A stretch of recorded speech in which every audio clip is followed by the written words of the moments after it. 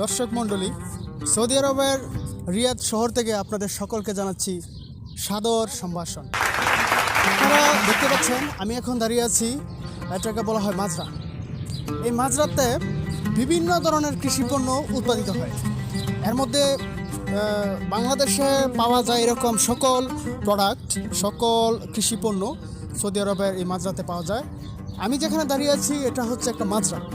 এই মাজরাতে সৌদি আরবের প্রত্যেকটা সৌদির ন্যূনতম 100 করে খেজুর গাছ আছে। এটা হচ্ছে ন্যূনতম, আর সর্বোচ্চ লাখ লাখ আছে।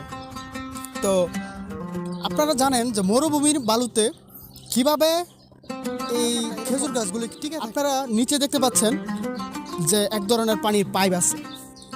এই পাইপ প্রতিদিন এই পাইপ দিয়ে খেজুর গাছের গোড়ায় পানি দেওয়া হয়। যদি কোনো খেজুর গাছে 1 সপ্তাহ